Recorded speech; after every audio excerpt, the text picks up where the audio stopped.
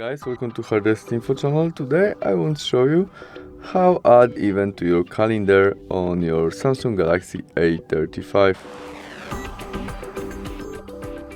Open calendar application, which is right. You can search it, calendar, and there we tap on the day when we want to add our event, maybe 28th of June. In it, this plus icon, and first step you can add title of your event, what you need. There you can add emoji and change color, which you see in your calendar. In this part you can set when event starts and finish, or by the switch we can set it will be all day, location of that.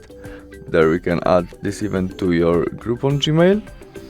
There we can get alert, maybe today before at 9 o'clock or custom alert. Repeat of that if we need it. Notes to that, we can make video conference when events start. You can add some attachment, invite some people, and after you set all you need, you mustn't add everything. Press save and you have it in your calendar right now. Thanks for watching, see you soon, bye.